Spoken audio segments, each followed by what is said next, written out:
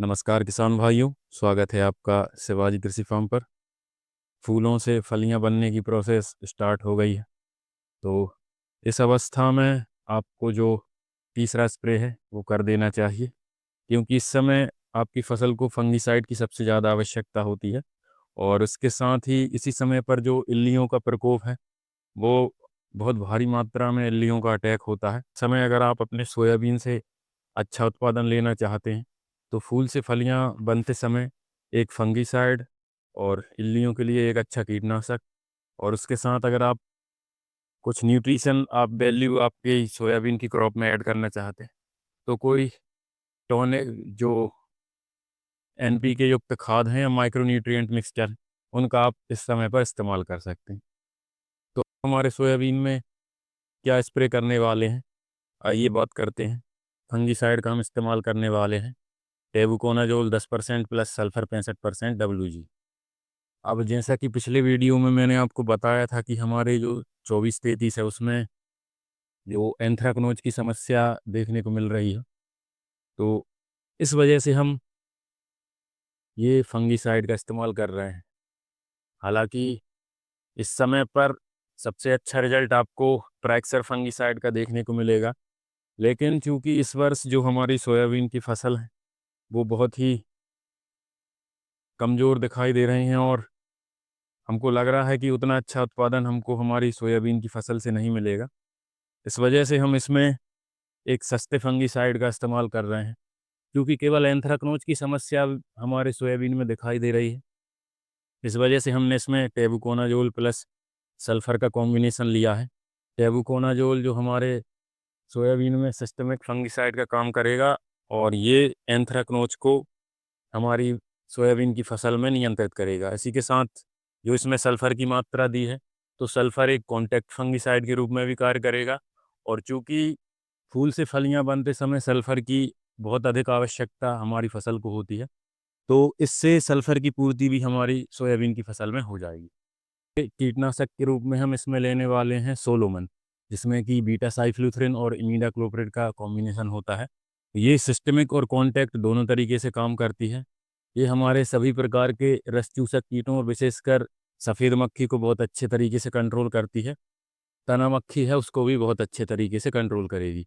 साथ में ही चूँकि हम इसमें कोई हैवी केमिकल नहीं लेने वाले हैं, केवल इल्लियों के लिए हम इसमें इमामेक्टिन बेंजोएट का इस्तेमाल करने वाले हैं, जो कि एक सस्ता और एक अच्छा केमिकल है, जो कि आपकी ग्रीन सेमी लूपर, तंबाकू इल्ली और बिहारी हैरी कैटरपिलर जो इल्ली होती है, उस पर ये बहुत अच्छे तरीके से काम करता है। क्योंकि ये एक बहुत ही हैवी टेक्निकल नहीं है, लेकिन जो हम सोलोमन ले रहे हैं स्पेशली इसको हम रसचूसक कीटों को नियंत्रित करने के लिए ले रहे हैं। ये एक बहुत ही अच्छा सिस्टमिक और कॉन्टैक्ट फंगीसाइड है, जो हमारे इमामेक्टिन बेंजोएट की पावर को भी बढ़ाएगा, क्योंकि कुछ हद तक जो सोलोमन है वो भी इल्लियों की शुरुआती अवस्था को नियंत्रित करता है। तो इससे जो हमारा इमामेक्टिन बेंजोएट है इसकी पावर भी बढ़ेगी, और एक कम खर्च में हमको बहुत ही अच्छा जो नियंत्रण है हमारी जितनी भी सभी प्रकार की इल्ली हैं उन पर ये हमको देगा। इसके बाद जैसा कि हमने पिछले वीडियो में बताया था कि नीम तेल का स्प्रे करने से रस चूसक कीटों और इल्लियों की शुरुआती अवस्था में बहुत अच्छा नियंत्रण देखने को मिलता है, और आपके जो फसल में कीटों के प्रति जो प्रतिरोध विकसित होता है उसको भी ये बहुत हद तक कंट्रोल करता है। तो जो हमारा टेबुकोनाजोल है वो फंगिसाइड के रूप में कार्य करेगा। सोलोमन और इमामेक्टिन बेंजोएट का कॉम्बिनेशन है, सभी प्रकार के रस चूसक कीटों और इल्लियों को बहुत अच्छे तरीके से कंट्रोल करेगा। ये आपको जब इस्तेमाल करना है जब आपकी फसल में इल्लियों का शुरुआती प्रकोप हो या प्रकोप होने वाला हो। अगर कोई हैवी आपका प्रयोग होता है तो आप इमामेक्टिन बेंजोएट की जगह जो क्लोरेंटानिलिप्रोल जो कोराजन का टेक्निकल है वो आप ले सकते हैं। और इसके साथ नीम तेल का भी स्प्रे करेंगे तो ये दोनों जो कीटनाशक है उनकी पावर को ये आपका जो नीम तेल है वो दुगना कर देगा। कीटनाशक के साथ साथ फंगीसाइड का काम भी करेगा, और हमको हमारी फसल में जहाँ तक हम देखने को मिल रहा है कि मकड़ियों की समस्या जो है वो बहुत अधिक मात्रा में दिखाई दे रही है। तो माइटिसाइड के रूप में भी जो नीम तेल है वो काम करेगा।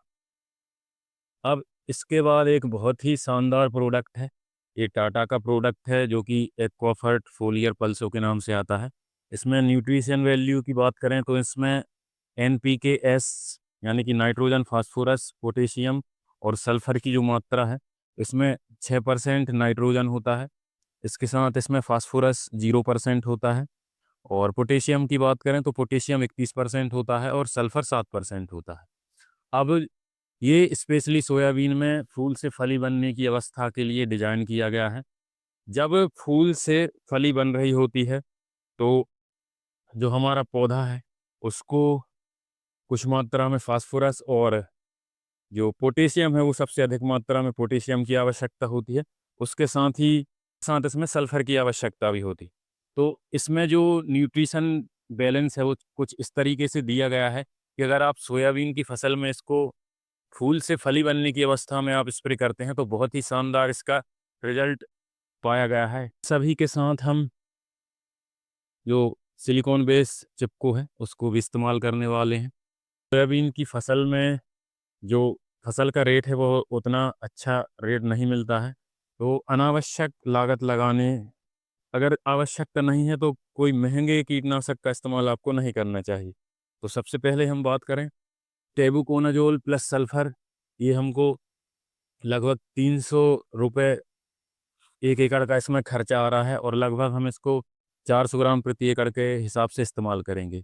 सोलोमन की बात करें तो हम इसको 100 ml प्रति एकड़ के हिसाब से इस्तेमाल करेंगे और ₹200 प्रति एकड़ इसका खर्चा हमको आएगा। उसके बाद इमामेक्टिन बेंजोएट को हम 100 ग्राम प्रति एकड़ के हिसाब से इस्तेमाल करेंगे और लगभग ₹200 प्रति एकड़ का खर्चा हमको इसमें आएगा। इसके बाद नीम तेल की हमने एक 5 लीटर की, जो 10,000 ppm का नीम ऑयल है, उसकी 5 लीटर की हमने एक बॉटल बुलवाई है। तो उसी में से हमने इसमें लगभग 300 ml प्रति एकड़ के हिसाब से हम इसमें नीम ऑयल का प्रयोग कर रहे हैं, जो कि 10,000 ppm का है। इसका खर्चा भी हमको लगभग ₹200 प्रति एकड़ के हिसाब से आएगा। उसके साथ ये जो टाटा का NPK है, ये ये हमको दुकानदार के यहाँ से, चूँकि लास्ट ये पैकेट थी और ये पैकेट थोड़ी डैमेज है, फटी हुई है, तो एक प्रैक्टिकल के तौर पे उन्होंने हमको फ्री में ये जो प्रोडक्ट है, ये हमको दे दिया है। तो इसका हम केवल 1 एकड़ में इस्तेमाल करेंगे, जो हमारा 21-72 है, उसमें हम इसका प्रयोग करेंगे, बाकी 24-33 में हम इसका प्रयोग नहीं करने वाले हैं।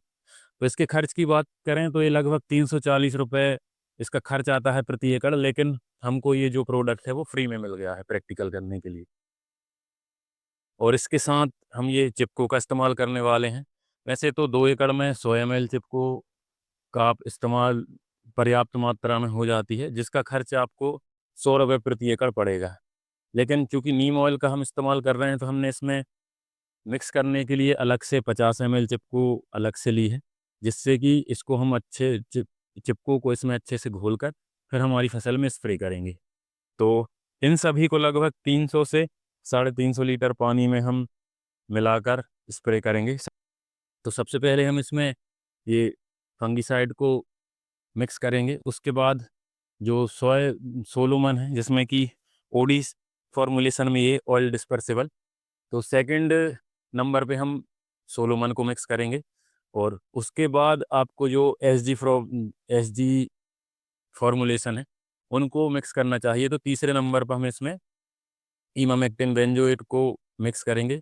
चौथे नंबर पर हम पहले जो नीम ऑयल है, उसमें 50 ml चिपको मिला के फिर इसके बाद इसको टैंक में मिक्स करेंगे और सबसे बाद में हम इसमें ये जो टाटा का एक्वाफर्ट फोलियर पल्सो NPK है, उसको मिक्स करेंगे और सबसे बाद में इसमें चिपको को मिक्स करेंगे। तो इन सभी दवाओं को मिक्स करके जैसे ही हमने स्प्रे स्टार्ट किया, तो अचानक से हल्की-फुल्की बूंदाबांदी स्टार्ट हो गई।